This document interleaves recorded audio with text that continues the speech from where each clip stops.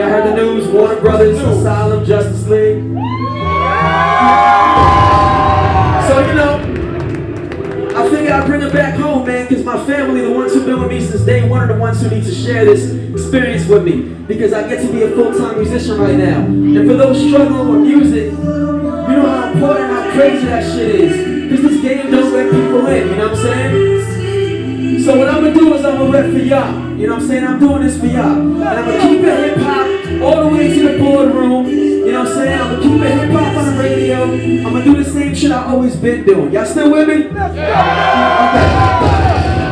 Last night was special, man. Last night was, you know, I had family in the house, I had friends in the house, I had strangers in the house.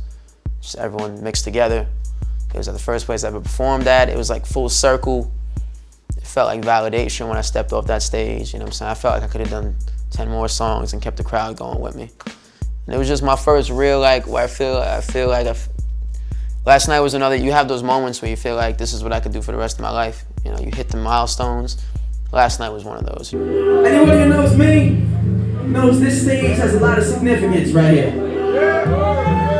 This stage is the first spot I ever rhymed at in my life when I was 16 years old.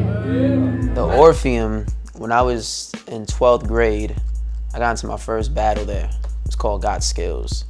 And I had never rapped on stage before. And I wound up getting to the final round, and I lost. But it's like, I wound up getting to the final round. And I was like, you gotta imagine for a kid who's never even rhymed before outside of his house, to go with a couple of his boys in a car and sneak into the Orpheum, because we're underage, and get to the final round of a battle. I thought I'd won like the lotto and shit, you know what I'm saying? So like stepping on that stage, like after all this shit has happened, it's kind of like, I don't know, man. Like all those feelings came back, like when I was a kid and I just stepped on the stage for the first time. Like all the nervousness that was there and all the anticipation and anxiousness. And now it's like I'm stepping back and it's like I run stages now. Like I know how to control them, so it's different now. Don't you see the falling on the wall with the panics in the rain of the wall? Nothing on my back to the school little track and now put yourself in my place, but hold up. Maybe it's the rain, maybe it's the way that it falls on the plane. Maybe I'm slaying, maybe I'm a man, and the main that's what you do to get the shade. I'ma do the same. Maybe it's the rain, maybe it's the way that it falls on the plane. Maybe I'm slaying, maybe I'm a man, and the main that's what you do to get the shade. I'ma do the same. I was born in South America, in Brazil, and I was adopted at birth by a Puerto Rican family from New York, from Long Island. And I was raised on Long Island, and I moved here into Florida when I was in high school. And I started rhyming when I was about 14. And I think I did it because I had no friends when I moved down here. I didn't know anybody. And you know, I have my cousin, family member, he had a rap group in high school. And he was like 2 years older than me, and he was like the cool kid in school, and everyone wanted to be like him. And you know, I would hang around with his friends, and they would clown me because, you know, I was like a dork and shit. And but I would write rhymes, you know, because at that time I was like I said, I told you earlier, I'm a big music fan. I was absorbing a lot of music because all I had was the internet and like the books that I read. Like, and Spring Hill, it's a very separated community. You gotta like walk 20 minutes to get a gas station. And back then it was even more rural, so I had nothing to do. So I think it developed out of boredom, man. And I was really shy back then too. So like it was kind of like being a rapper was my way of kind of putting on a mask and a costume to like go out and like another identity I could wear. And slowly over time, those two identities kind of merged, and it just became me. Like my music just became me all the way through. How many people have heard the track Boys to Men? Yeah! Thanks to all 5 of you guys, appreciate that. Basically, that's a song I wrote talking about if I had a conversation with my younger self when I was, you know, real insecure and shy, what I would tell him, knowing all that I know now. Now cheer up, baby boy, the dark sky's gonna clear up. And one day these folks gonna hear ya. I know pops like to drink that beer up, and it's why I know boys do scare ya. But before he look at, he gon' fear ya. Your mom will see it, then she gon' feel ya. I know you feel like half a man when he shout, but one day you'll be the man of the house, and damn it, I'm proud of the man the shot boy will become. No bully will ever force me to run. Adopted don't need force the son. They love you like you are their son. You get sick when you fall to run. Catch a grip when you call to come. You might catch catch a couple scars, but it's gonna take you from the boy that you was.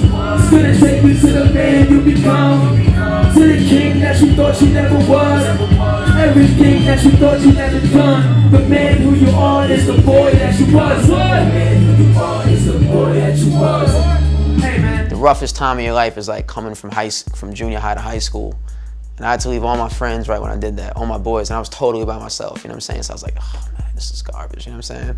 And that's not the cool kind of being a new kid. It's like I didn't listen to the kind of hip hop they play down here. You know, there was nothing for me, dog. So I just kind of clung to that. Hold up, I'm shining, man. I got a lot of flavor, I got a lot of fans, I got a lot of haters, I got a ton of time. Don't wanna be a player, cause this game's so cold.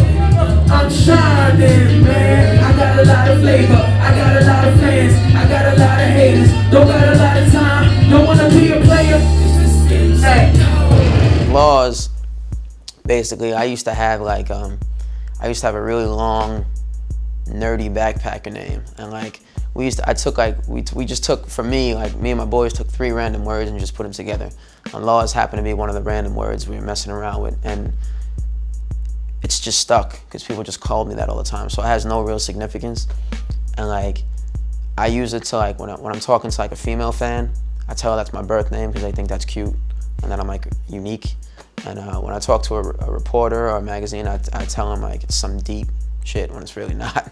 So every time I talk to someone, because this may not even be the real story, I gotta tell someone something different every time. But for real, it's just a word.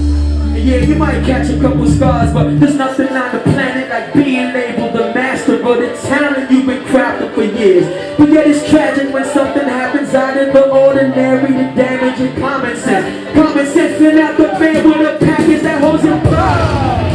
There was something that dwelled up inside, and now it's gone, but you doing things different cause your eyes. We're so used to the black and the white, the black and gray that made these colors seem so bright. And you try, and you try, and you try, and you try, but nothing comes of all the work that you live for, so you die. Just a little inside, and think this isn't me,